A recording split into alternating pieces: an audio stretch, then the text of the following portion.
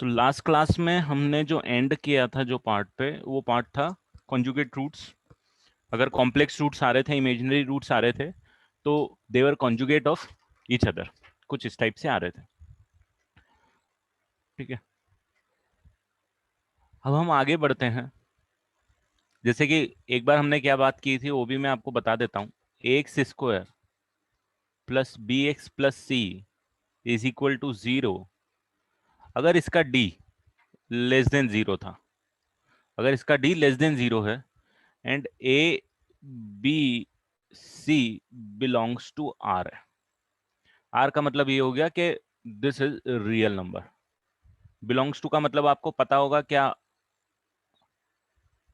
बोल रहा हूँ, कि ए बी सी जो है वो बिलोंग्स टू आर का मतलब ये हो गया है कि दे आर रियल नंबर्स। ठीक है, D equal to D less than 0 आ गया। डी लेस देन 0 आ गया भाई, तो इसने श्योर कर दिया कि roots are imaginary. Roots are imaginary. अभी रूट्स इमेजिनरी है तो इसने ये श्योर कर दिया कि अगर एक root p plus i q है तो दूसरा root p minus i q type का आना चाहिए। मतलब roots must be conjugate of each other. Roots must B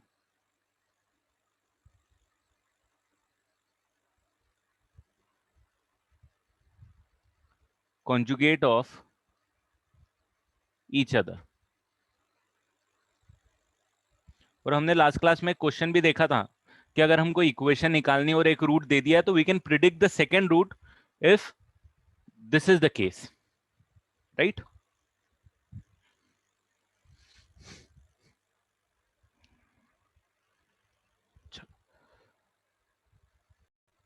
अब इसी पार्ट को थोड़ा सा आगे बढ़ाते हैं हम लोग।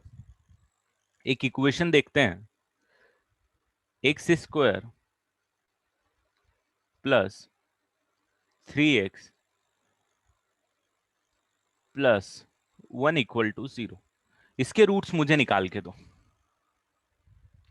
इसके रूट्स निकालो, क्या आएंगे? रियल आएंगे, इमेजिनरी आएंगे, और अगर रियल आएंगे तो क्या आएंगे, इमेजिनरी आएंगे तो क्या आएंगे।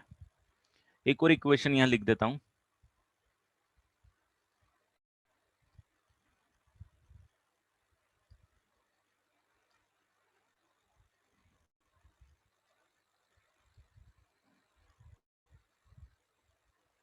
ये दो इक्वेशन हैं, इनके रूट्स निकाल के देखते हैं हम।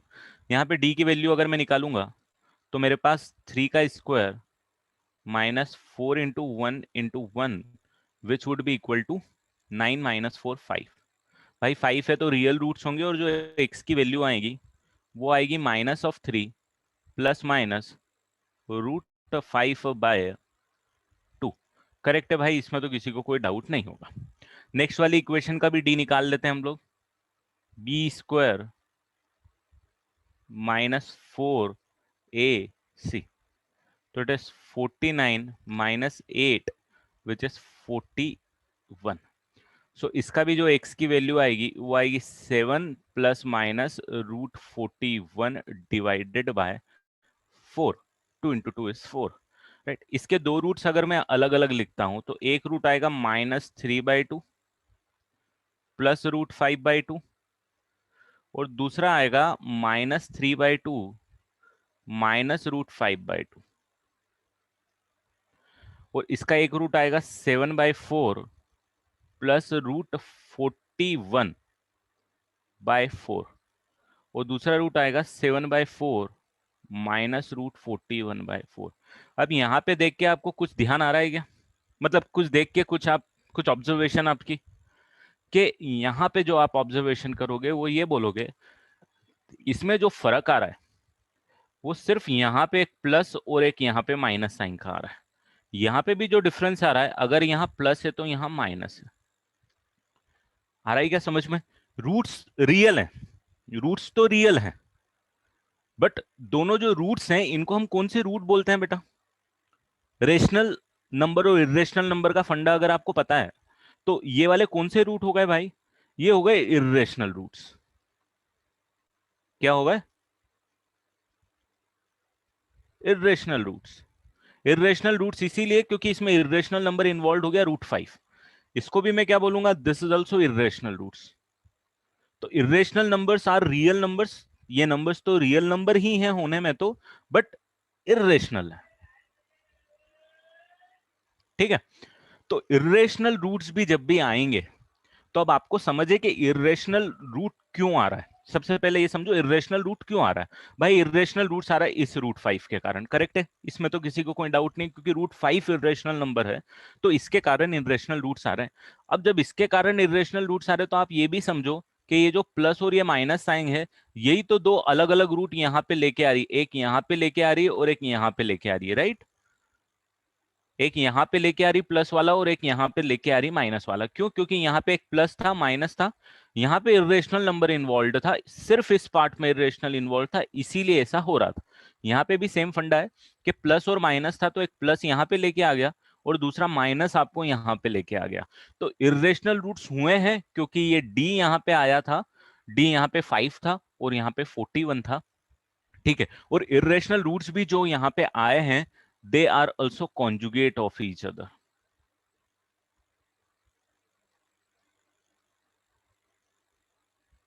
वैसे कॉन्जुगेट जो वर्ड होता है वो कॉम्प्लेक्स नंबर में हम इमेजनरी रूट्स के लिए निकालते हैं, जैसे लास्ट पार्ट में हमने निकाला था p+iq p-q, बट यहाँ पे भी मैं कॉन्जुगेट बोल सकता हूँ इरेशनल नंबर्स के टर्म्स में, कि भाई जहां पे इरेशनल नंबर इन्वॉल्व है वहां पे मैं साइन चेंज करूंगा, तो मैंने उसका क्या बोल दिया, कॉन्जुगेट बोल दिया।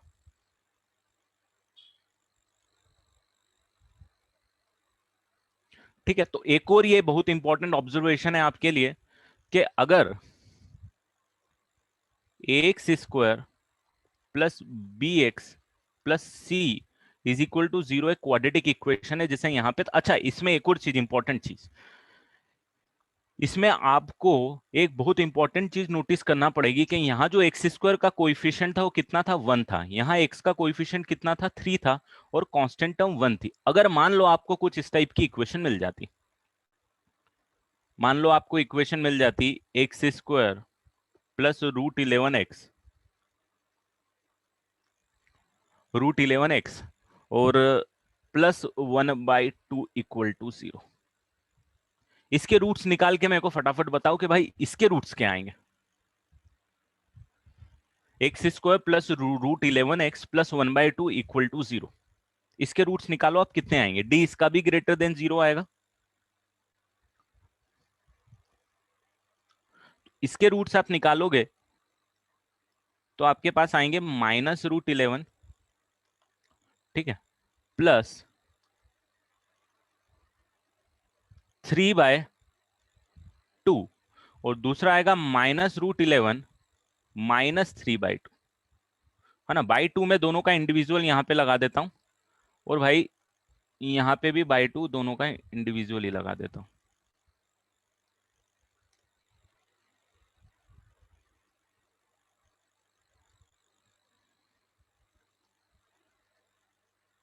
चलेगा? क्या ये एक दूसरे के कॉन्जुगेट आए क्या? Are they conjugate of each other? Are they conjugate of each other? अरे भाई देखो कहां पे नेगेटिव्स आएंगे, रूट वाला क्या है, रूट वाले के साथ यहाँ पे कौन सी आएंगे दोस्त, ध्यान दो, कौन सी आएंगे यहाँ पे, यहाँ भी कौन सी आएंगे। भाई चेंज हुई क्या? मैंने क्या बोला, रूट वाले के लिए डिफाइन करेंगे हम कॉन्जुगेट यहाँ पे। अगर कोई नंबर है इस टाइप का p+√q, तो इसका कॉन्जुगेट होगा p-√q, this are conjugate of each other. समझ में आ रहा है? This are conjugate of each other. कब कॉन्जुगेट बोल रहा हूं, जब जो रूट वाला पार्ट है वो एक दूसरे का प्लस और माइनस हो। भाई यहाँ पे तो ये दोनों माइनस लेके बैठा है, तो दे आर कॉन्जुगेट और not, they are not conjugate of each other. भाई समझ में आ रहा है? रूट वाले पार्ट में अगर साइन का इंटरचेंज होगा तो कॉन्जुगेट आएंगे, जैसे कि लास्ट वाले में। यहां पे ध्यान देना, they are conjugate of each other. अगर मैं यहां पे ये लिख देता कि भाई -p+iq और +p-iq, they are not conjugate of each other, sorry, यहाँ पे भी प्लस डाल देता हूँ। ये दोनों जगह मैंने प्लस डाल दिया, और ये माइनस पी और ये प्लस पी, यहां साइन का चेंज किया, तो they are not conjugate of each other. Conjugate कब आ रहे हैं? जब कॉम्प्लेक्स नंबर में बात कर रहे हैं। तो कॉम्प्लेक्स नंबर में जब बात कर रहे हैं तो हमारे पास जो आई वाला पार्ट है उसमें प्लस और माइनस साइन का डिफरेंस है, और यहाँ पे जब बात कर रहे हैं जब रूट वाले में प्लस और माइनस का डिफरेंस है। आ रहा है क्या समझ में? So this are not conjugate of each other. Clarity है? इसमें तो कोई डाउट नहीं है। अभी क्लियर हो गया कॉन्जुगेट? तो भाई साहब, अगर रूट्स कॉन्जुगेट आ रहे हैं तो कंडीशन क्या आनी चाहिए? मतलब अगर मैं बोलूं कि अगर इसका एक root p plus root q आता है और दूसरा p माइनस रूट क्यू आता है, तो कंडीशन क्या होनी चाहिए? डेफिनेटली रियल रूट्स तो हैं ही हैं, उसमें कोई प्रॉब्लम नहीं है, कॉन्जुगेट हैं, रियल रूट्स हैं, क्योंकि इरेशनल रूट्स हैं। तो मैं यहां पे ये बोल सकता हूं कि irrational roots comes in pair, irrational roots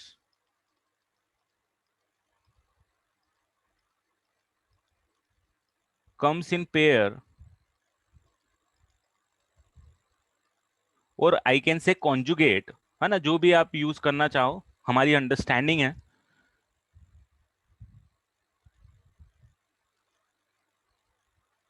conjugate of each other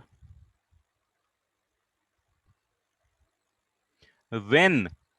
what is this when condition? मुझे जरा बताओ, इन दोनों में डिफरेंस क्या था भाई, इसमें और इसमें? मुझे थोड़ा सा ये बताओ कि ये जो इक्वेशन थी जिसमें कॉन्जुगेट नहीं आए थे, जो थर्ड इक्वेशन ली थी, और ये ऊपर वाली इक्वेशन थी, इनमें डिफरेंस क्या था दोस्तों? इसमें डिफरेंस ये था कि यहां पे जो कोएफिशिएंट है, किसमें? सेकेंड वाली में, ये खुद एक इरेशनल नंबर था। ध्यान देना, ये कोएफिशिएंट खुद एक इरेशनल था। यहां पे जितने भी कोएफिशिएंट थे, एक्स स्क्वायर का कोएफिशिएंट कितना था? 1। एक्स का कितना था? 3। 1 यहाँ पे 2 माइनस 7 1। तो ये खुद एक रेशनल नंबर थे, कोएफिशिएंट रेशनल थे, यहाँ कोएफिशिएंट इरेशनल है। तो ये जब आएगा भाई, व्हेन ए बी सी, जो कोएफिशिएंट्स हैं A B C belongs to Q. Q का मतलब आपको पता है क्या होता है? Rational numbers. तो अगर आपको नहीं पता है तो मैं यहाँ पे लिख दूं। अब रेशनल और इरेशनल नंबर में आपको ये तो पता ही होगा कि रेशनल नंबर में रूट इन्वॉल्व हो जाता है। Rational number, this is the representation of rational number बेटा। तो ये यहाँ पे आपका ये कंटेंट आ गया कि भाई ठीक है, irrational number, sorry, irrational roots भी आएंगे तो वो एक दूसरे के पेयर में आएंगे। भाई साहब, कंडीशन ये जरूर होनी चाहिए, कंडीशन ये जरूर होनी चाहिए कि जो कोएफिशिएंट्स हैं वो रेशनल हो, रियल तो होंगे ही होंगे। रेशनल नंबर्स भी क्या होते हैं? रियल नंबर्स तो होते हैं। तो ये जो कोएफिशिएंट्स हैं, ये रियल तो है ही है, साथ में क्या है? रेशनल है। क्लियर है भाई?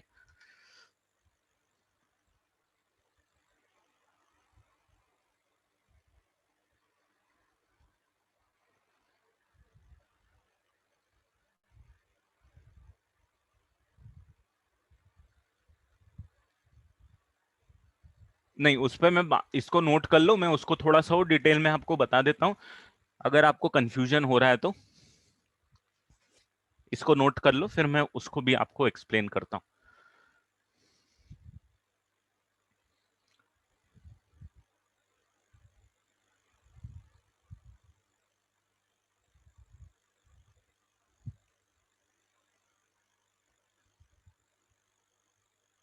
देखो, इरेशनल और रेशनल नंबर में कंफ्यूज मत होना, क्योंकि मुझे पता है कि कुछ बच्चे कंफ्यूज होते हैं, बट वो क्लियरिटी रखना बेटा दिमाग में। इरेशनल नंबर क्या होता है, रेशनल नंबर क्या होता है, नहीं तो दिक्कतें आएंगी। अच्छा, इसमें एक और ये नोट कर लो, D is definitely,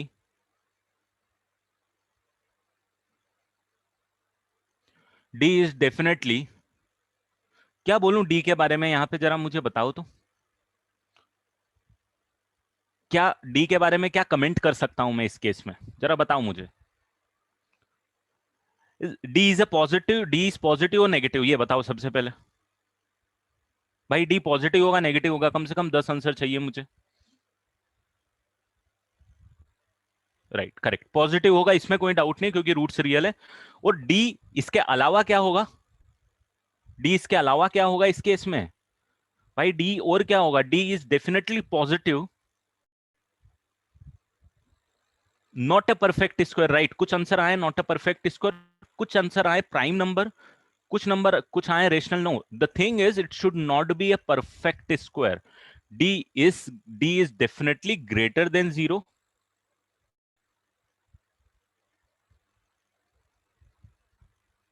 D is definitely greater than zero, and not a perfect square of not a perfect square of a rational number, बेटा, of a rational number। इस पॉइंट को और थोड़ा सा एक्सप्लेन करता हूं मैं, है ना।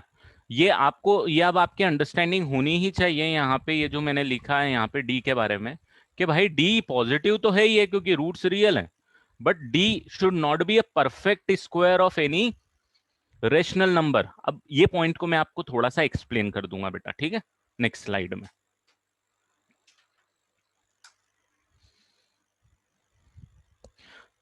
देखो छोटी छोटी सी चीजें हैं बट इंपॉर्टेंट है, क्योंकि you have just started your preparation, you have to understand how to study for exams like JEE या एनी इंजीनियरिंग एंट्रेंस एग्जाम, है ना। बहुत छोटे छोटे पॉइंट पे हमको पकड़ना पड़ता है। This is not like what you did in class 10th और 9th, दिस समथिंग डिफरेंट।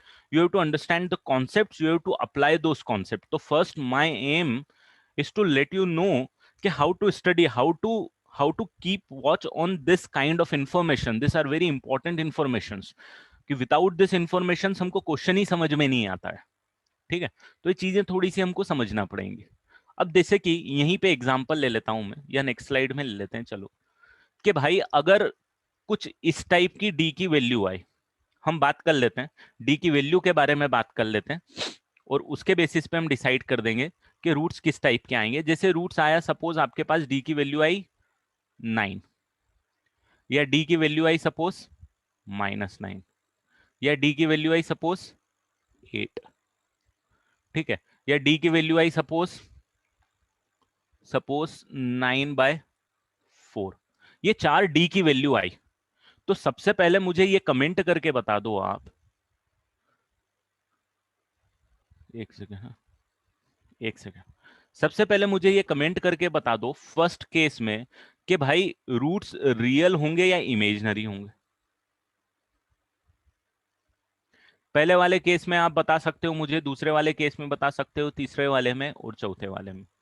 तो मैं ये तो बता ही सकता हूं कि भाई इसमें रूट्स क्या होंगे, रियल एंड डिस्टिंक्ट।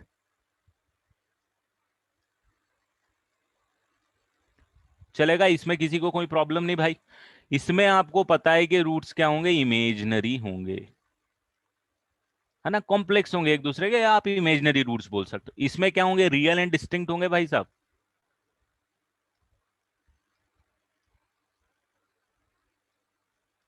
इसमें क्या होंगे, रियल एंड डिस्टिंक्ट होंगे, ये तो समझ में आ रहा है। इसमें किसी को कोई प्रॉब्लम, कि डी की वैल्यू को देख के आपने मुझे जल्दी से जवाब दे दिया कि रियल आएंगे, रियल एंड डिस्टिंक्ट आएंगे, रियल एंड इक्वल आ जाएंगे। अब मुझे ये बताओ कि अगर मुझे इसके बारे में और जानना है, तो अब देखो, जब आप पहले वाले केस में निकालोगे रूट्स, तो -b प्लस माइनस √d/2a करके निकालोगे। तो मैं ये बोल सकता हूं क्या कि -b प्लस माइनस 3/2a आ जाएगा। और अगर इन सब में मैंने कंडीशन ये ले ली भाई कि मेरा जो a है, मेरा जो b है और मेरा जो c है, ठीक है, this all belongs to real number, या this all belongs to integers, sorry integers नहीं, रेशनल। समझ में आ रहा है मेरी कंडीशन क्या है इन सारे में, ए बी सी जो भी है वो रेशनल है, इरेशनल नहीं है, मतलब रूट इन्वॉल्व कहीं नहीं है। तो मुझे बताओ कि ये पहले केस में जो रूट्स आएंगे वो क्या आएंगे, रेशनल आएंगे, इरेशनल आएंगे, क्या आएंगे। ये जब डी की वैल्यू 9 है तो रूट्स रेशनल आएंगे या इरेशनल आएंगे, भाई साहब रेशनल आएंगे। क्या आएंगे, रेशनल आएंगे इसमें, तो किसी को कोई डाउट नहीं, क्योंकि ये डी अकेला प्रॉब्लम क्रिएट करता, डी ने तो प्रॉब्लम सॉर्ट आउट ही कर दी, क्योंकि मेरे पास यहाँ अंडर रूट ऑफ डी 3 आ गया, बी भी रेशनल है और ए भी रेशनल है, तो डेफिनेटली सारे रूट्स रेशनल आएंगे। सेकंड में आपके क्या आएंगे, इमेजनरी रूट्स आए हैं, तो अगर एक p प्लस आई क्यू है तो दूसरा p minus i q type का आएगा, मतलब रूट्स आएंगे रेशनल और एक सॉरी रूट्स आएंगे इमेजनरी और एक दूसरे के कॉन्जुगेट। 8 जब आएगा, जब क्या आएंगे, रूट्स रेशनल आएंगे या इरेशनल आएंगे? 8 आने के कारण, 8 आने के कारण यहां पे minus B plus minus root 8 आ जाएगा, और रूट 8 जहां पे आपके पास आया भाई, ये आपके पास minus B plus minus of 2 root 2 आ गया, और 2 रूट 2 जहां आ गया वो क्या बना दिया, इरेशनल रूट्स बना दिए। और मुझे ये दे के रखा हुआ है कि एबीसी क्या है, रेशनल है, तो भाई इरेशनल रूट्स आएंगे, इसमें कोई डाउट नहीं है इस केस में। और अगर एक p प्लस रूट क्यू आ रहा है तो दूसरा p माइनस रूट क्यू आएगा, करेक्ट है ना? और लास्ट वाले में क्या आएगा, जरा मुझे बताओ, रूट्स इरेशनल आएंगे या रेशनल आएंगे?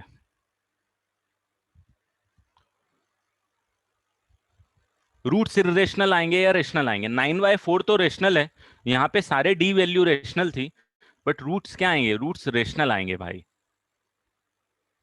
क्यों रेशनल आएंगे, क्योंकि जब आप ये सॉल्व करोगे, minus B plus minus root 9/4 करोगे, बाई 2a करोगे, तो 9/4 का अंडर रूट मिलके आपको माइनस बी प्लस माइनस 3/2 आ जाएगा भाई, रूट अलग हट गया, इसीलिए रेशनल आ रहा है। अब रूट इसीलिए अलग हटा क्योंकि यहाँ पे ये जो डी है, यहाँ पे ये जो डी है, this is a perfect square of a rational number. अब रेशनल नंबर मतलब 3/2 का परफेक्ट स्क्वायर है, इसीलिए ये हो गया है, अदरवाइज ऐसा नहीं होता। Got an idea? वो डी मैंने जो यहाँ पे लिखा था लास्ट स्लाइड में कि डी ग्रेटर देन जीरो तो है ही है, but D is not a perfect square of a rational number, जैसे कि इस केस में था।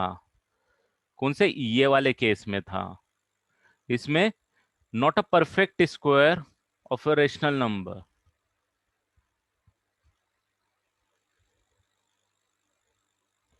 आ रहा है समझ में? अब वो पॉइंट समझ में आया? चलो इसको नोट कर लो, अंडरस्टैंडिंग आपकी डेवलप का हो गई है, आगे बढ़ेंगे।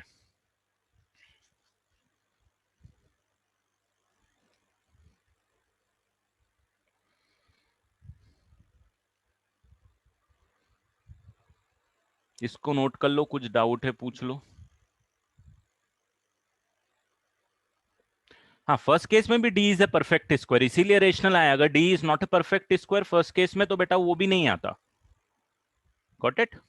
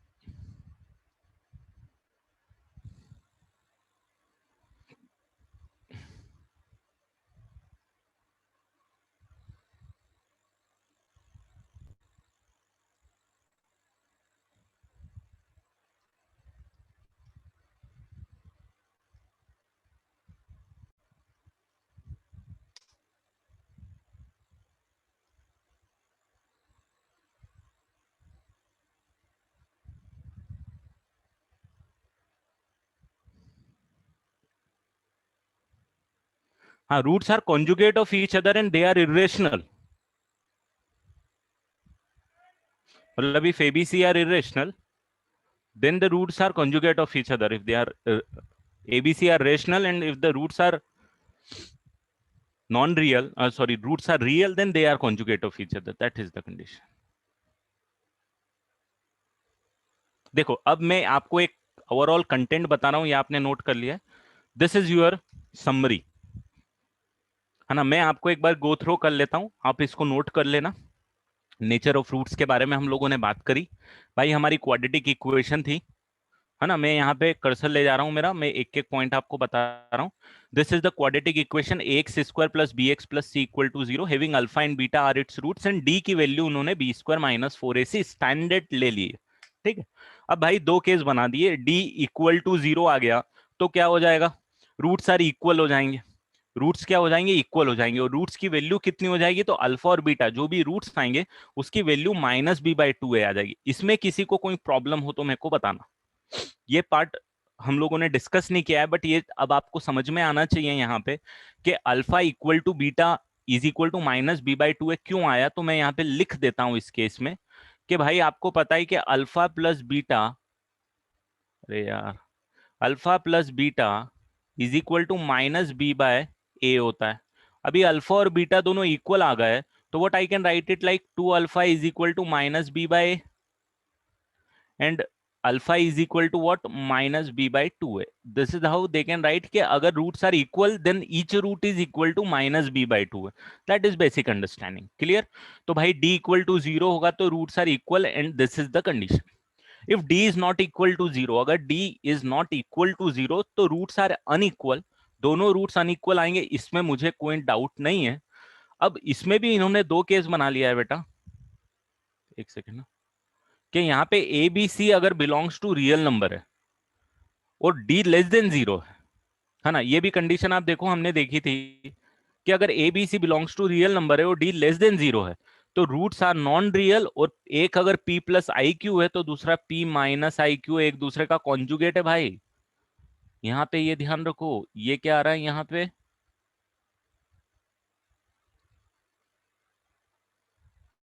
कॉन्जुगेट। कंडीशन देखो कॉन्जुगेट की, हमने ही लिखी थी कि A B C real number हो, डी लेस देन जीरो हो तो एक p प्लस आई क्यू है तो दूसरा p माइनस आई क्यू होगा, क्लियर। और पहले ये समझ लो फिर मैं नोट करने का टाइम दे दूंगा। A B C belongs to real है और डी ग्रेटर देन जीरो है तो रूट्स आर रियल, ठीक है। रियल आएंगे, इसमें दो कंडीशन बना के बैठा हुआ है। पहली चीज ये बोल रहा है कि अगर A B C belongs to Q है, क्यू का मतलब अब आपको पता होना चाहिए, क्यू का मतलब क्या है यहाँ पे, दिस इज रेशनल नंबर।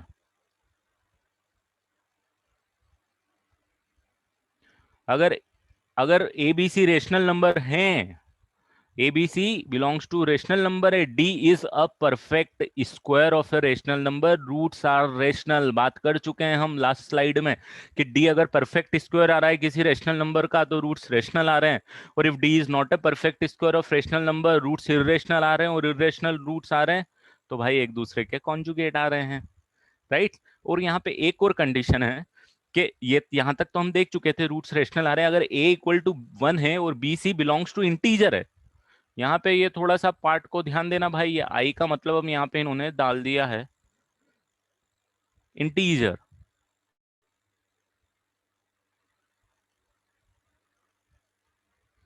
ठीक है, ए इक्वल टू वन है एंड बी सी इंटीजर है, D is a perfect square तो रूट्स रेशनल तो होंगे ही होंगे, साथ में रूट्स इंटीजर भी हो जाएंगे।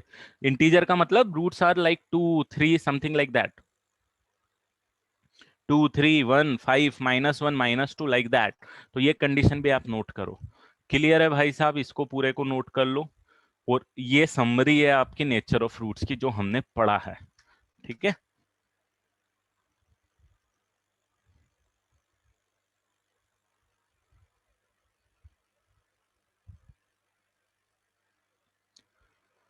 हाँ आप बोल सकते हो Ruchit, but Q should not be a fourth power of any rational number in that case, है ना। वन बाय फोर रिमूव नहीं होना चाहिए, वन बाय टू तक चला जाएगा चलेगा, बट रूट या फोर्थ रूट इन्वॉल्व होना चाहिए एटलीस्ट। और पी रेशनल नंबर होना चाहिए।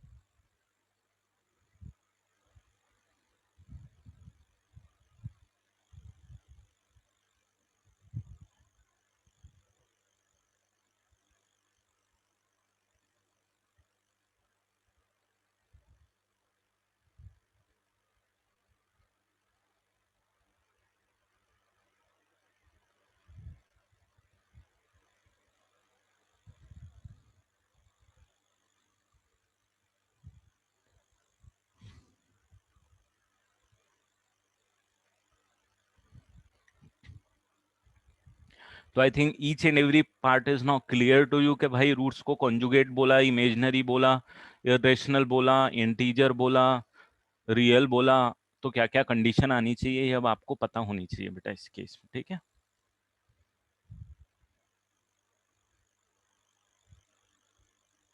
इसको घोट के रख लेना दिमाग में।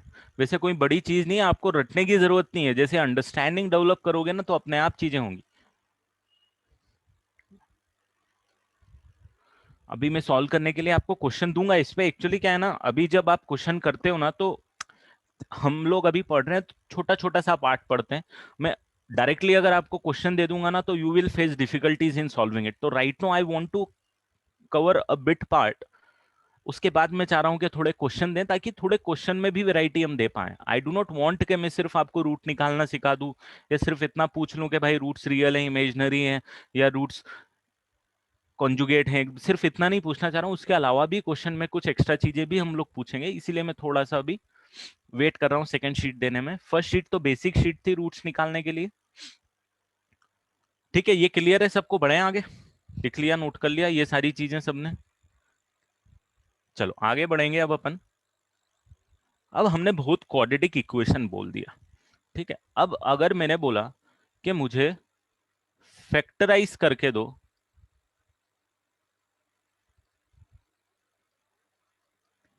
एक्स स्क्वायर माइनस 5x+6, इसको मैंने फैक्टराइज करने को बोला, तो आप मेरे को बहुत अच्छे से middle term factorise, middle term split से कुछ इस टाइप से लिखोगे। एक्स कॉमन ले लोगे, x-3 कर दोगे, x-3, ये आपने मुझे फैक्टराइज करके दे दिया, ठीक है। बट यहाँ पे एक चीज नोटिस करना, यहाँ पे इक्वेशन इन्वॉल्व नहीं है, ठीक है। इसमें इक्वेशन इन्वॉल्व नहीं है। यहाँ पे क्या चीज इन्वॉल्व है बेटा, बताओ जरा क्या चीज इन्वॉल्व है? What is this? इसको क्या बोलूंगा मैं? This is a this is a what is this? This is a quadratic expression, right? या this is a quadratic polynomial आप बोल सकते हो। यहाँ पे इक्वेशन इन्वॉल्व नहीं है, यहाँ पे हम रूट्स नहीं निकाल रहे हैं, हम इसको फैक्टराइज कर रहे हैं, ठीक है। अब अगर मैंने आपको ये बोला कि आप मुझे ऐसा करो, इसको फैक्टराइज करके दे दो,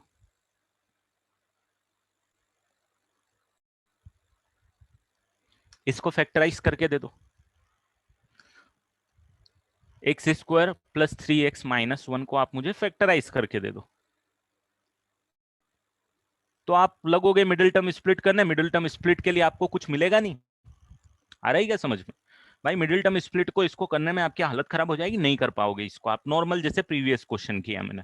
अब क्यों नहीं कर पाओगे इस पे भी बात करते हैं, और इसको फैक्टराइज करने की जरूरत हमको आगे पड़ती है, तो हम इसको कैसे फैक्टराइज करेंगे वो चीज हमारे लिए इंपॉर्टेंट है, ठीक है। अब यहां पे मैं रिलेट कर रहा हूं किसको? एक क्वाड्रेटिक इक्वेशन को, quadratic equation and quadratic expression,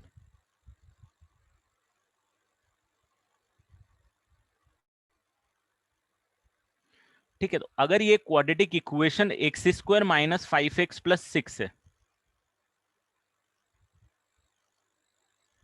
equal to 0 है, और यहां पे सेम क्वाड्रेटिक एक्सप्रेशन है भाई साहब 10, ठीक है। इसके जो रूट्स में निकालूंगा, कितने निकालूंगा? 2 और 3 निकालूंगा। कैसे निकालूंगा ये आपकी मर्जी है, आपको जैसे निकालने। अगेन आपके पास 3 3 मेथड्स हैं, कोई भी मेथड से आप निकाल दो। अभी भाई अगर इसके रूट्स 2 और 3 है, तो this means that the zeros of the above expression are 2 and 3.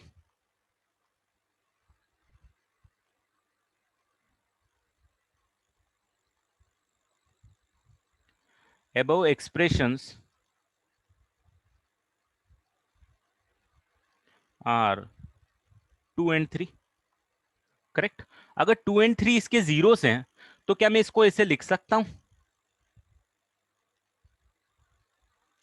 और हमने यहां पे उसको लिखा भी है, करेक्ट। तो अगर मैं इसी को थोड़ा सा बड़ा करके बोलूं, मैं ये बोलूं कि if alpha and beta are the zeros,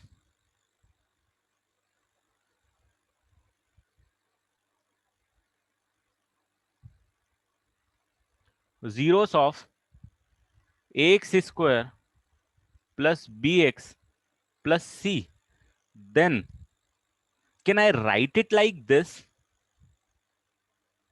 X minus alpha, x minus beta. Can I write it like this? ये थोड़ा सा आपको रिलेट करना पड़ेगा, ध्यान देना। अब ध्यान देना, इसको इस तरीके से देखो कि इसके जीरोस 2 एंड 3 थे। क्या थे इसके जीरोस? 2 एंड 3 थे।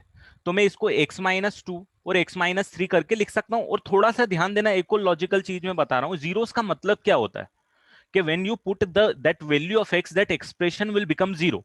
यही था भाई, ये हमने सीखा था शुरू में। तो यहां पे अगर इसमें 2 पुट करूंगा तो ये जीरो बना देगा। अब zero into anything would give will going to give you zero. 3 put करूंगा तो ये सेकंड वाला जीरो बना देगा भाई। और अगर ये जीरो बन जाएगा तो इसका कोई मतलब नहीं, मतलब 2 और 3 पुट करूंगा तो ये दोनों में से कोई एक पार्ट जीरो हो जाएगा, तो मल्टीप्लीकेशन जीरो आएगा, तो वो इसका क्या हो जाएगा? जीरो हो जाएगा। सेम लॉजिक में क्या -2 + 3, अरे मैंने कुछ गलत लिया क्या? 2 एंड 3 रूट आ रहा है ना भाई?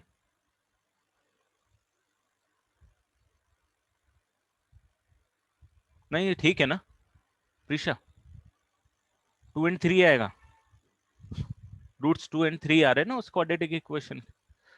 इट्स करेक्ट बेटा, आप गलत कर रहे हो, ठीक है। तो अगर मैंने यहीं पे जैसे 2 और 3 लिया था, तो मैं इसको बोल सकता हूँ x-2 और x-3 करके। इस एक्सप्रेशन को मैंने ऐसा लिखा।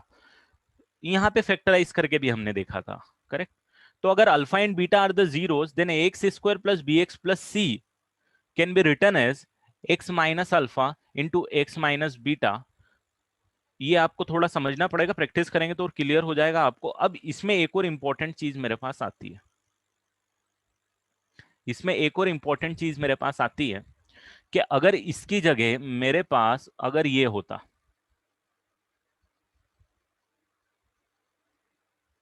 तो भाई इसके जीरोस क्या आते जरा मेरे को बताओ। तो ध्यान देना, थोड़ा सा एक्टिव रहना भैया।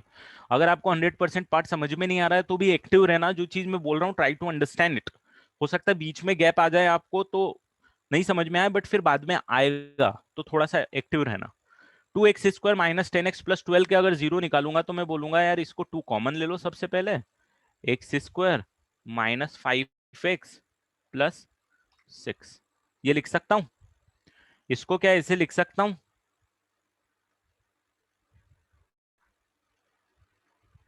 यहां तक किसी को कोई डाउट भाई?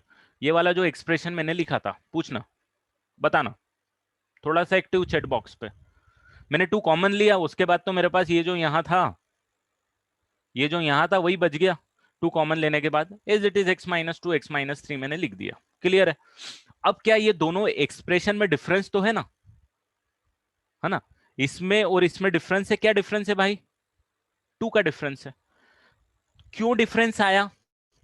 क्यों डिफरेंस आया? क्योंकि इसमें से 2 कॉमन निकल गया था, ठीक है। यहां पे x² का कोएफिशिएंट 1 था, यहां पे x² का कोएफिशिएंट कितना था? 2 था, ठीक है। अब यहां पे भी जब आप x-3 और x-2 को मल्टीप्लाई करोगे तो x² के साथ 1 ही आएगा, है ना। यहां पे भी ये दोनों को मल्टीप्लाई करोगे ब्रैकेट में, ध्यान देना, इन दोनों ब्रैकेट को मल्टीप्लाई करोगे तो क्या आएगा? 1 ही आएगा x², बट ये 2 को मल्टीप्लाई करोगे इसीलिए यहां पे 2x² आएगा। तो अगर किसी को डाउट है कि यहाँ पे मुझे x माइनस अल्फा और x माइनस बीटा लिखने के अलावा भी कुछ लिखना पड़ेगा, तो मैं क्या लिखूंगा या ये सही है जो मैंने लिखा हुआ? Do I need to write something else as well और not? Is it right? Some constant term, that constant must be equal to a। भाई यहाँ पे a की वैल्यू कितनी थी? 2, जब ही तो यहाँ 2 आया था और कॉमन लेके मैंने इस फॉर्मेट में लाके सॉल्व किया था यहाँ पे, याद आया? तो यहाँ पे मुझे क्या लिखना पड़ेगा? ए। याद करो बचपन में आपने पढ़ा है ये भी, 9th और 10th में जब आप फैक्टराइज करवाते थे, जब आपको ये ए बाहर आता है।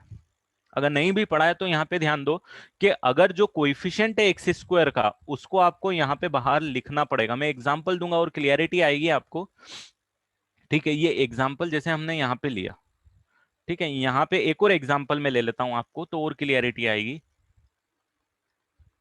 जैसे x square minus 7x plus 12, एक ये हुआ और एक ये हुआ। मान लो 3x square minus 21x plus 36, इन दोनों के जीरो सेम है। अगर आप सॉल्व करोगे इसका तो x -4 और x -3 इसको लिखोगे, और इसमें से 3 कॉमन लेके अगर आप लिखोगे तो ये आ जाएगा आपके पास X square minus 7x plus 12, और इसको आप लिखोगे तो 3 ऑफ x -4 x+3। तो दोनों के जीरो सेम आए। इधर भी जीरोस कितने आएंगे? 4 एंड 3। यहां पे भी जीरोस कितने आएंगे? 4 एंड 3। बट डिफरेंस क्या आएगा? एक 2 का डिफरेंस आएगा। अच्छा, x-3 है ना नेक्स्ट में। हाँ हाँ, यहाँ पे x-3 होता। ठीक है, बट डिफरेंस क्या आएगा भाई? ये कांस्टेंट जो था ये यहाँ पे गेम कर गया, यहाँ पे 1 आएगा। और यहाँ पे क्यों 1 आएगा? क्योंकि यहाँ एक्स स्क्वायर के साथ 1 लिखा था, यहाँ एक्स स्क्वायर के साथ 3। ये थोड़ी सी अंडरस्टैंडिंग है, अभी और मैं क्लियरिटी बता दूंगा, उसके बाद वापस इस क्वेश्चन पे आऊंगा। पहले इसको नोट कर लो, फिर एक और कंक्लूजन मैं आपको बताता हूं, उससे और क्लियरिटी आपको आ जाएगी।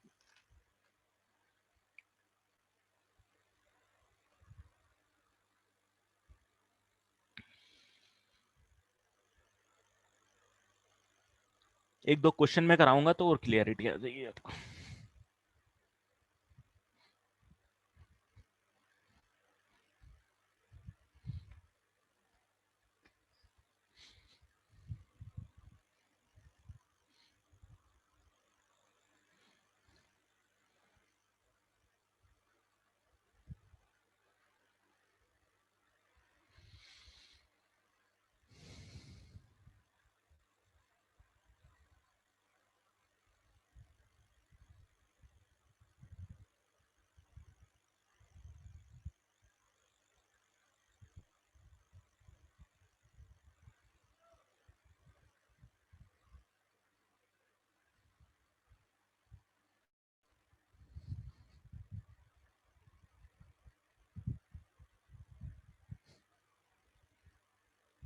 लिख लिया बेटा? बड़े आगे।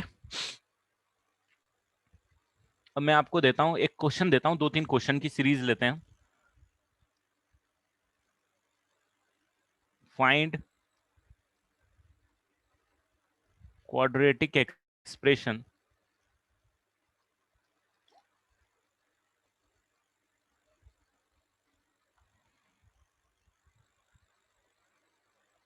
whose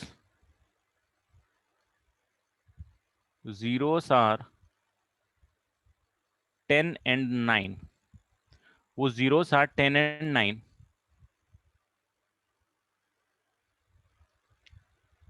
and first one coefficient of, इसको और अच्छे से लिख देता हूं मैं,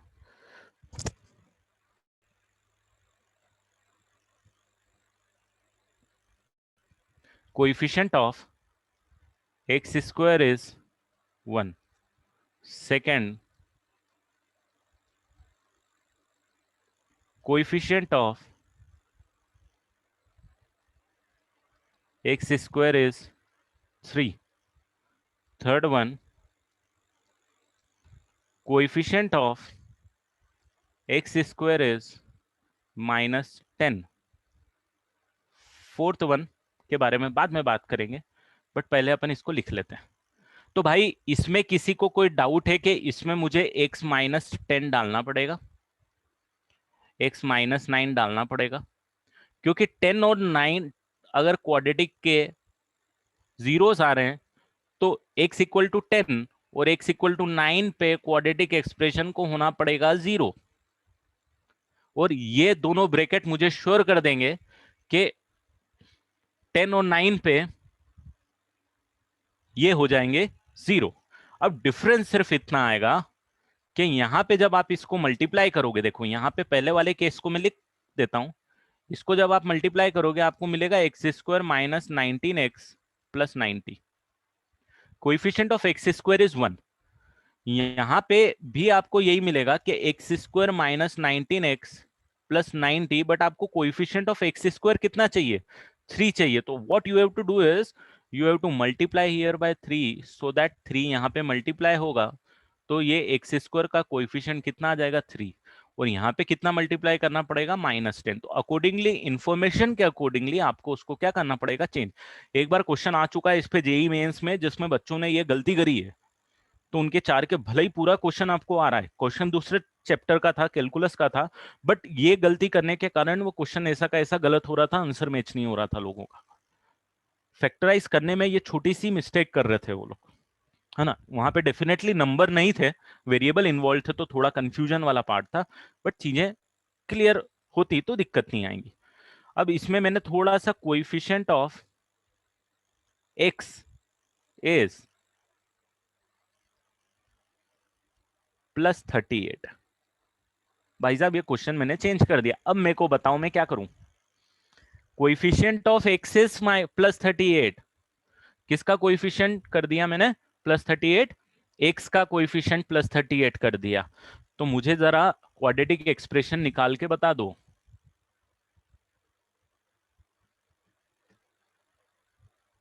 इस बार मैंने एक्स स्क्वायर का कोइफिशिएंट नहीं दिया है, यहां पे अभी तक मैं एक्स स्क्वायर ही दे रहा था। अब मैंने एक्स का कोइफिशिएंट दे दिया है, तो अब आपको सोचना पड़ेगा और आपको कुछ इस तरीके से सॉल्व करना पड़ेगा कि सर ठीक है, आप बोल रहे हो कि 10 और 9 जो है वो हमारे जीरोस हैं, तो मैं ये तो लिख ही देता हूं। अब मेरे को यहाँ पे मैं क्या डालूं मुझे नहीं पता, तो मैं यहाँ पे के डाल देता हूँ, है ना। मुझे नहीं पता यहाँ पे के डालूं क्या डालूं। एक्स स्क्वायर में तो मैं डायरेक्ट प्रिडिक्ट कर लेता था, यहां मैं प्रिडिक्ट नहीं कर पा रहा हूं। मैं बोलूंगा ठीक है कोई दिक्कत नहीं है, इसको आप सिंप्लीफाई कर दो। इसको सिंप्लीफाई करने के बाद में आप कुछ इस तरीके से लिख दो।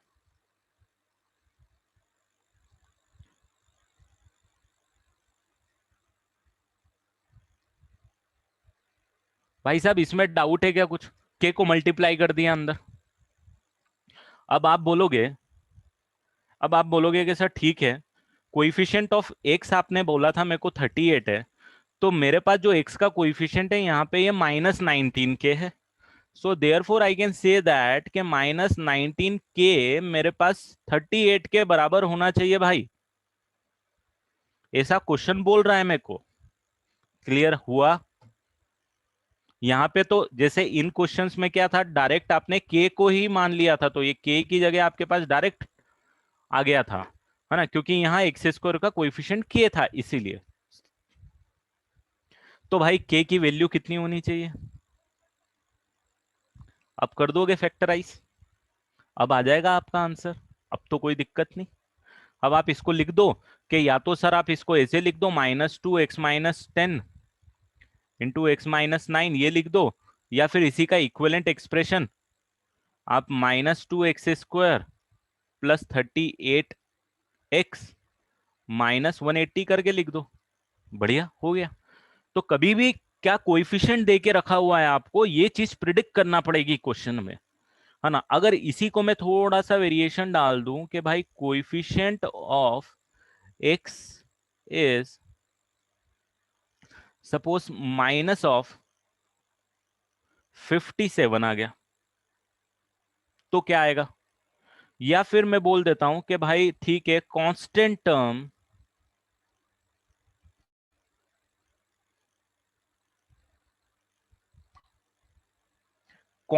टर्म मेरे पास -450 आ गई भाई, या +450 आ गई सपोज, तो मेरे पास क्वाड्रेटिक एक्सप्रेशन क्या आएंगे, सबके जीरोस तो 9 और 10 ही है। अब समझ में आ रहा है कि क्वेश्चन किस तरीके से वेरी कर सकता है, किस तरीके से आप उस पर वर्क कर सकते हो, कॉन्सेप्ट सेम रहने वाले। इसको तो सबसे पहले अलग कर देता हूं, है ना। अब आपको के की वैल्यू निकालनी है, तो यहाँ -57 से इक्वेट करोगे तो के की वैल्यू कितनी आएगी, -3 आएगी। मैं यहाँ पे डायरेक्ट आंसर लिखूंगा बेटा, ठीक है, ये आ जाएगा -3 इस बार। अब आप लिखोगे, अब आप कंक्लूजन लेके आओगे क्यों आएगा, क्योंकि ये -19 के इस बार यहाँ पे कितना आएगा, -57, तो के इक्वल टू +3 आएगा भाई। करेक्ट है, +3 आएगा। आया समझ में। और लास्ट वाले में क्या आएगा जरा बता दो मेरे को। अब आप लोग बता दो, मैं नहीं बता रहा लास्ट वाला। और जिसको प्रॉब्लम है, जो नहीं आइडेंटिफाई कर पाएगा लास्ट वाला, भाई वो अभी मैं नहीं बताऊंगा, आपकी ड्यूटी है कि आपको घर पे जाके उस पर वर्कआउट करना पड़ेगा। शुरू वाले सारे खुद से सॉल्व करना पड़ेंगे। अगर शुरू के 5 आपने खुद से सॉल्व कर दिए तो छठा अपने आप कर दोगे।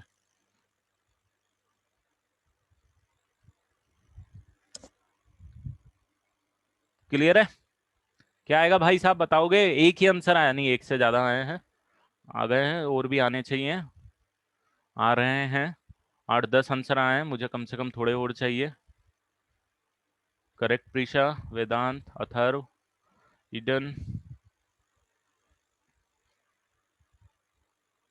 तो कितने आने चाहिए भाई। ये जो कांस्टेंट टर्म है यहाँ पे 90 के किससे इक्वेट कर दोगे आप, 450 से, तो आपके पास 5 आ जाएगा, कुछ इस टाइप। तो अगर कोई भी अगर आपको जीरोस दिए और आपसे एक्सप्रेशन बनाने को दिया दोस्तों, तो बना लोगे, अब तो कोई दिक्कत नहीं आएगी क्वाड्रेटिक के एक्सप्रेशन बनाने में।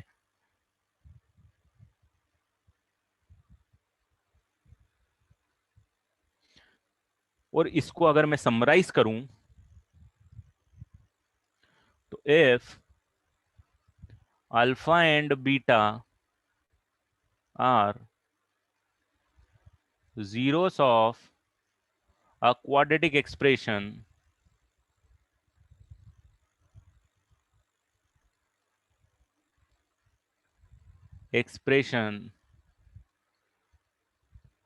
then the quadratic expression, then the expression is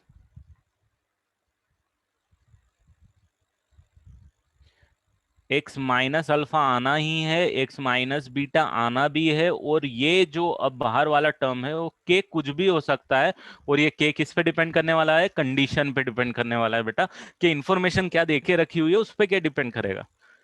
अब वो इंफॉर्मेशन कितनी घुमा के दी हुई है आपको, ये तो पूरा क्वेश्चन के लेवल पे डिपेंड करेगा।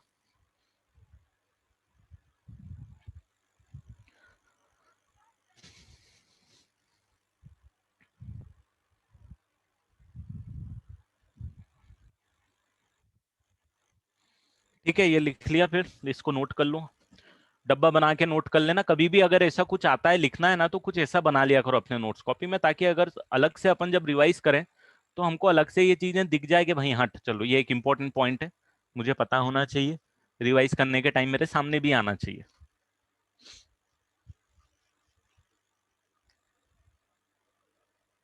हाँ, मैं प्रीवियस पेज शो करूंगा बेटा अभी। आपने इसको नोट कर लिया, प्रीवियस और उसके प्रीवियस पेज पे भी जाऊंगा मैं, क्योंकि उसमें भी मुझे कुछ चीज वापस से बतानी है।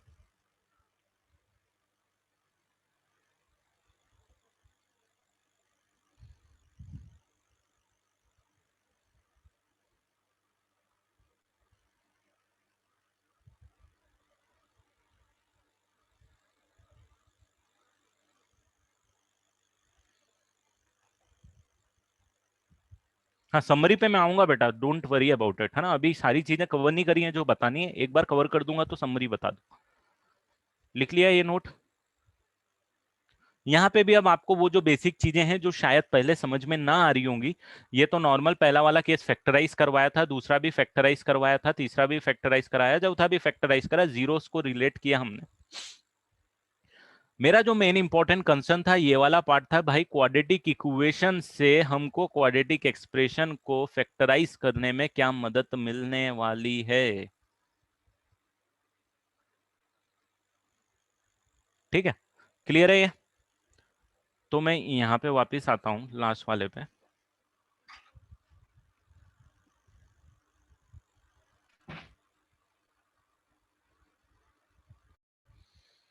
अब मान लो आपके पास एक क्वाड्रेटिक इक्वेशन है, ax² plus bx plus c equal to 0, है ना, and alpha beta are roots.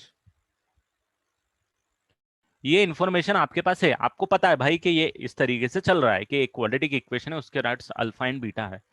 और मैंने क्वेश्चन ये पूछा आपसे कि find quadratic expression, find quadratic expression वो जीरोस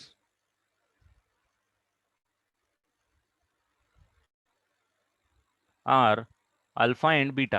क्या लिखोगे आप? X minus alpha, x minus beta और एक कांस्टेंट के लिख दोगे। इसमें तो किसी को कोई डाउट नहीं है भाई?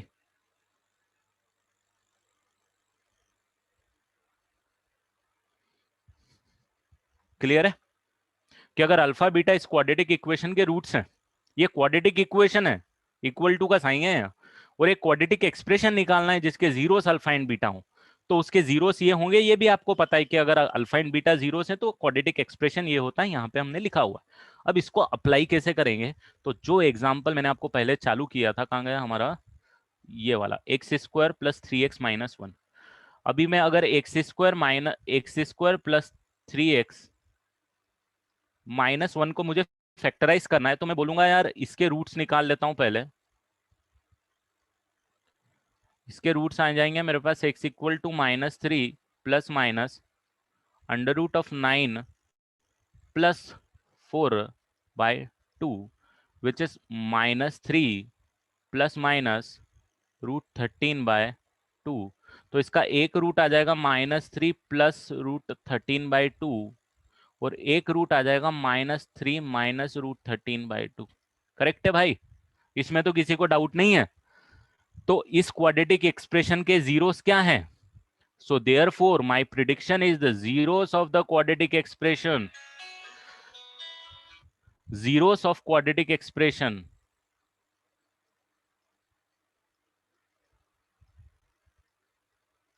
क्या होंगे? इसके जीरोस ये होंगे क्या? -3 प्लस √13/2 एंड -3 माइनस √13/2। और भाई साहब अगर ये जीरोस होंगे तो इसको मैं क्या लिख सकता हूं?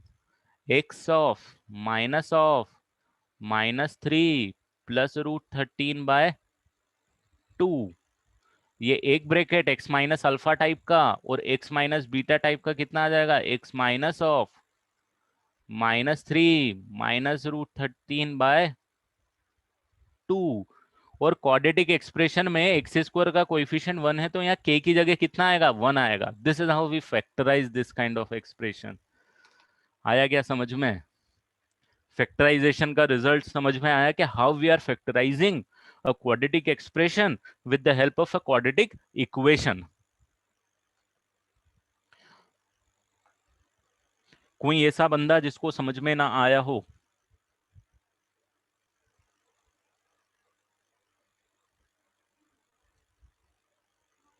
देख, कहां तक समझ में आया चलो ये बता दो। ये समझ में आया? इसकी प्रीवियस स्लाइड पूरी समझ में आई? इसमें किसी को डाउट है? जिसको डाउट है वही बोलेगा अभी कि नहीं सर नहीं समझ में आया है, बस इतना बोल दो। यस मत करो जिसको आ गया है, जिसको नहीं आया वो बोल दो कि सर मुझे नहीं आया है, बस खत्म।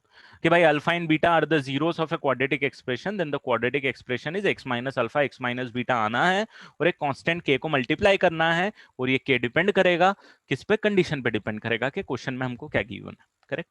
तो यहाँ पे भी वही मैंने, इसमें भी ये वाली भी फिर आपको समझ में आ गई होगी कि भाई ये तो जनरली आपके पास इसका रूट अगर अल्फा बीटा है और आपको एक क्वाड्रेटिक एक्सप्रेशन निकालना है जिसका रूट अल्फा, जिसके जीरोस अल्फा इन बीटा है, वो के into x minus alpha x minus beta करके लिख सकता हूं।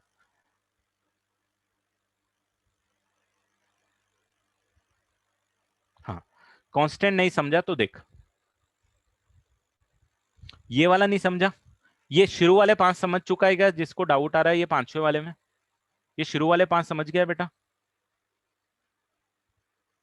हाँ, तो फिर ये 5, अब छठा तू खुद प्रैक्टिस करना, मैं नहीं बता रहा हूं। You go, you try to analysis initial 5 and try to relate it with 6th। बहुत इंपॉर्टेंट होगा ये, खुद समझे। ठीक है? क्यों हो रहा है खुद पे थॉट देना, नहीं तो फिर वापस से मुझसे पूछ लेना डाउट सेशन में, कोई problem. But I want you to work on this by yourself. इसीलिए मैंने बोला था कि छठा मैं नहीं बताऊंगा, आप वर्क करो, सीखोगे उससे, है ना? ऐसे ही आप सीखोगे। डोंट वरी अबाउट इट, मैं लास्ट में बता दूंगा अगर प्रॉब्लम है। यहां पे तो ये समझ में आया कि k into x minus alpha और x माइनस बीटा होना चाहिए। ठीक है, अब देखो यहां पे आप सिर्फ ये देखो कि भाई अगर इसका रूट अल्फा एंड बीटा है तो इसको फैक्टराइज करने के लिए मैं x minus alpha x minus beta लिख सकता हूं, है ना। अगर इसका रूट मान लो अल्फा और बीटा ले लिया मैंने, तो इसको मैं x minus alpha x minus beta लिख सकता हूं, इसमें तो कोई डाउट नहीं, दोनों सेम ही है ना। इसी की इक्वेशन बना दी है मैंने।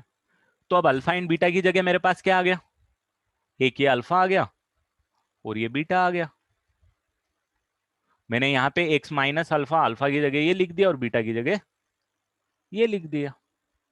प्रीवियस स्लाइड में सिर्फ इस बार नंबर इन्वॉल्व है भाई साहब, नंबर इन्वॉल्व। ठीक है, थोड़ा सा सोचोगे, दिमाग पे जोर डालोगे तो क्लियर हो जाएगा। एक और क्वेश्चन मैं देता हूं, आप लोग फैक्टराइज करना बेटा। चलो इसी में मुझे ये बता दो कि अगर मैं बोलता कि इसको फैक्टराइज कर दो,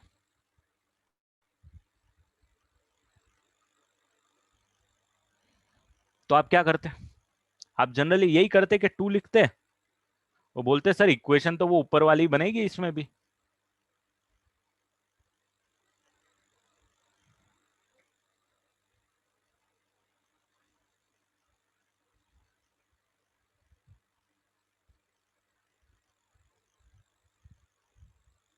आया समझ में? क्योंकि इसको भी आप ऐसे ही लिखोगे 2 टाइम्स ऑफ,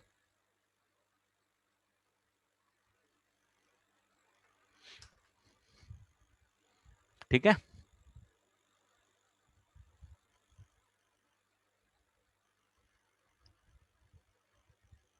एक और क्वेश्चन देता हूं इस पे, फिर पूरी क्लियरिटी आ जाएगी आपको।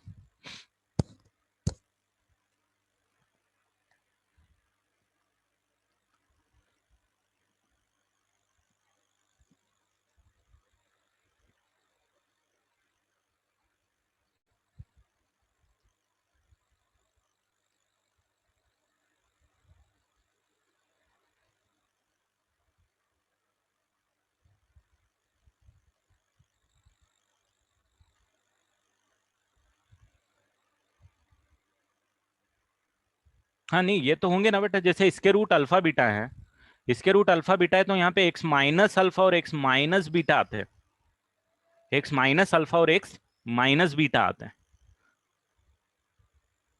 तो जैसे भी साइंगे यहाँ पे माइनस लगाओ, अल्फा की वैल्यू वही लिखो, बीटा की वैल्यू वही वही लिखो। यहाँ पे मैं दे देता हूँ और क्वेश्चन, फैक्टराइज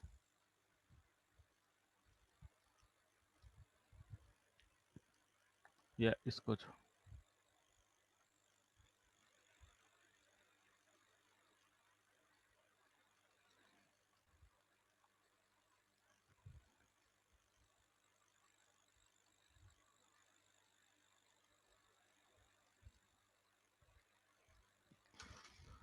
सॉरी, फैक्टराइज कर रहे हो, मेरे को एक्सप्रेशन देना है, इक्वेशन नहीं देना है ना। फैक्टराइज एक्सप्रेशन को किया जाता है, इक्वेशन को नहीं किया। करके दे दो भाई इन दोनों को फैक्टराइज आप फटाफट।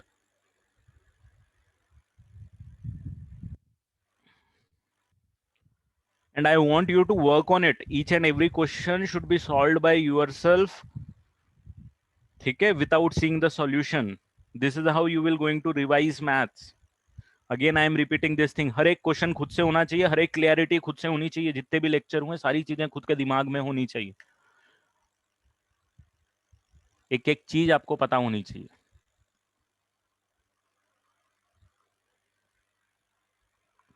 ये चीजें अभी आगे जब चैप्टर पढ़ेंगे तो हमको बहुत यूजफुल आने वाली है। तो इसको फैक्टराइज करूंगा, तो मैं सबसे पहले क्या करता हूं,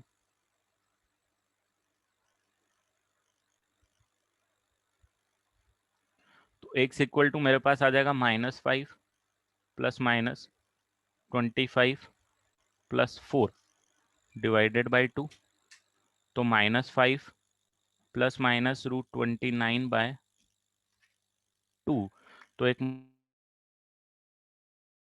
जाएगा √29/2 और एक आ जाएगा -5 माइनस √29/2, करेक्ट।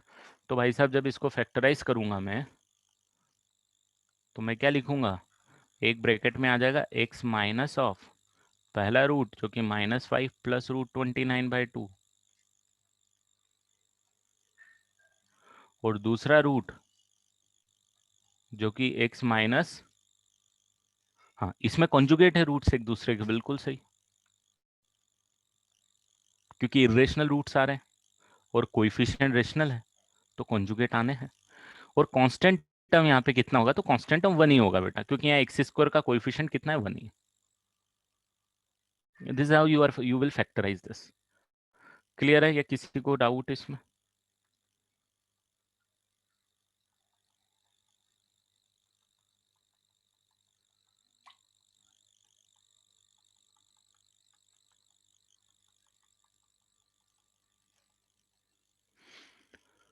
सेकेंड वाला भी फैक्टराइज कर लो।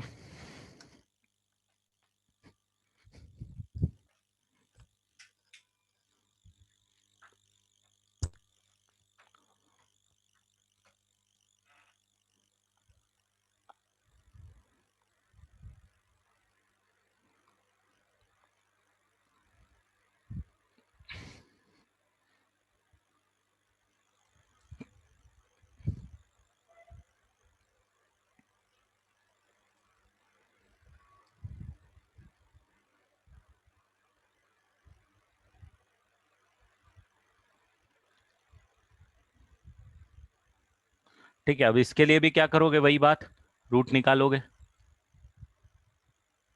बेटा। एक्स माइनस अल्फा, देखो यहाँ पे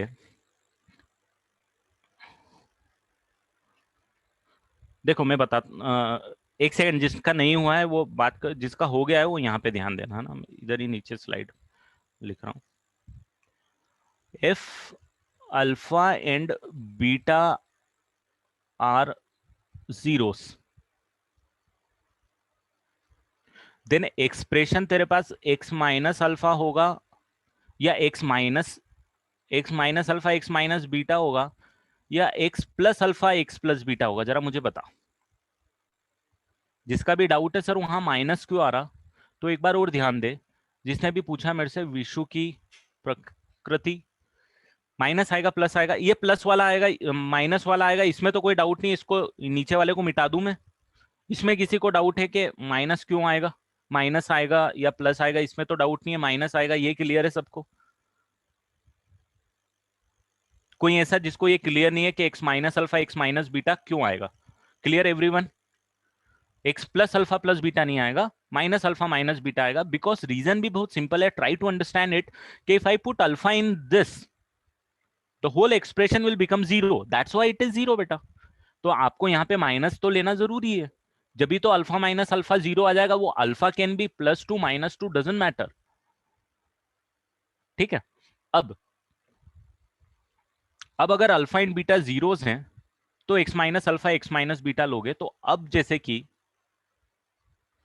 x square -3x +1 equal to zero, अगर आपके लिए सॉरी +1 इक्वल टू जीरो नहीं, अगर आपको इसको फैक्टराइज करना है तो इसके अगर जीरोस आपके पास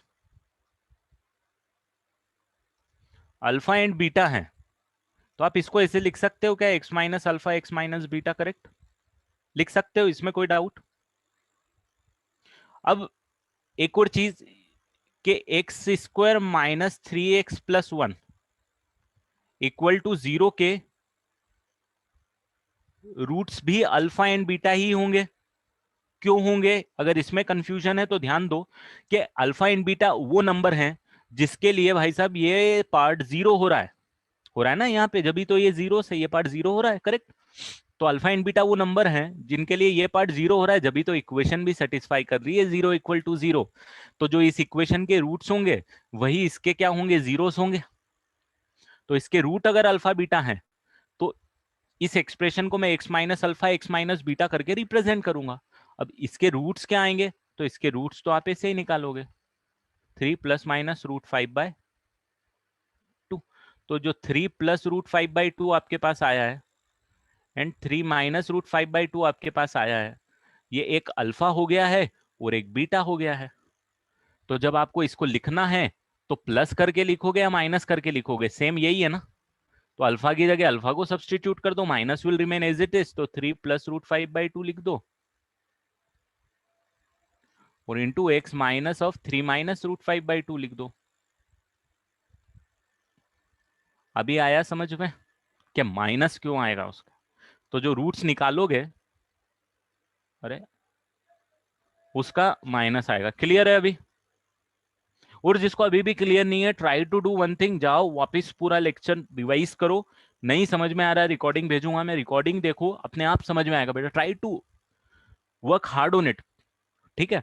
तो ये आपको सीखना है मेहनत कैसे करना है, क्योंकि moving forward we can not go like this, इतने सिंपल वे में इस तरीके से नहीं जा पाएंगे हम, राइट? क्योंकि we are preparing for JEE, तो डेफिनेटली हमको स्पीड भी बढ़ानी पड़ेगी, अंडरस्टैंडिंग भी फास्ट होनी चाहिए हमारी। तो with the time we will improve on our speed as well. तो आपको खुद से पकड़ में आनी चाहिए कि अगर मेरे को समझ में नहीं आ रहा है तो क्या प्रॉब्लम आ रही है, तो अपने आप समझ में आने लगे। ठीक है? बट उसके लिए डेफिनेटली मेहनत करना पड़ेगी। तो इसको अब मैं सिंपल क्या करूंगा भाई, 3x² plus 5x minus 1 equal to 0 अगर मैं लिख दूंगा, तो x की वैल्यू फटाफट मेरे को निकाल के दे दो, -5 प्लस माइनस डायरेक्ट लिखूंगा यहाँ पे 25 प्लस रूट 37/6। तो दो रूट आएंगे, और इसको जब मैं फैक्टराइज करूंगा तो मेरे पास जो ब्रैकेट आएगा, एक्स आएगा, माइनस आएगा, पहला वाला रूट आएगा इनटू, भाई साहब दूसरा वाला रूट आएगा माइनस करके यहाँ पे और लिख दूंगा, और ये जो दोनों रूट आएंगे ये यहाँ से उठाने पड़ेंगे। एक -5 माइनस रूट 37/6 को उठा लूंगा, और एक -5 प्लस रूट 37/6 को उठा लूंगा। और यहाँ पे एक और चीज ध्यान देनी पड़ेगी, वो ध्यान देनी पड़ेगी कि कोएफिशिएंट यहाँ 3 है, तो यहाँ पे आपको 3 डालना पड़ेगा, क्योंकि x² का कोएफिशिएंट यहाँ नॉर्मली 1 आएगा, तो 3 डालोगे तो चीजें मैनेज हो जाएंगी। अभी क्लियर है सबको? सिंपल है, कोई भी कॉम्प्लेक्सिटी नहीं है, करेक्ट?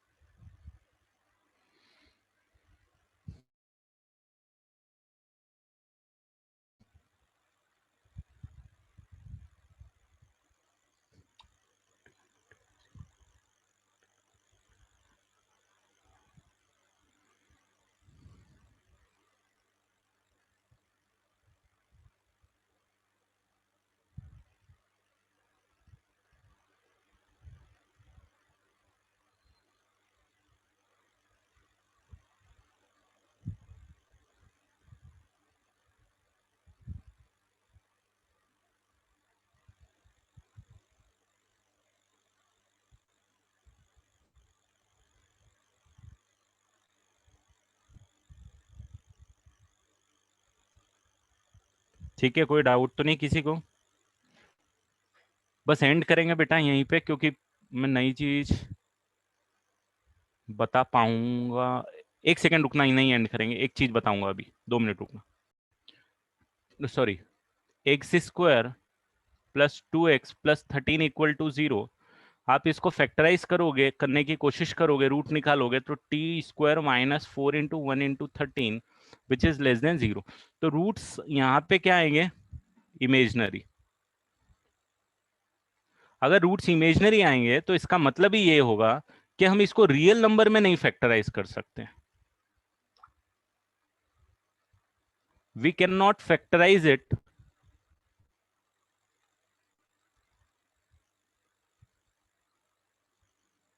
इन रियल नंबर्स। इमेजनरी नंबर में फैक्टराइज उसी तरीके से कर सकते हैं जैसे हम पहले कर सकते थे, जैसे रियल रूट्स की जगह इमेजनरी रूट्स आ जाएंगे, बट फैक्टराइज कर पाएंगे, बट हम रियल नंबर में फैक्टराइज नहीं कर पाएंगे। करेक्ट?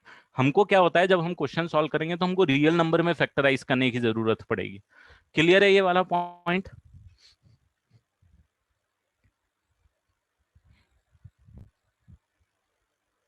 चलो, तो that's all from my side for today's class. Homework मैं आपको ग्रुप पे डालता हूँ।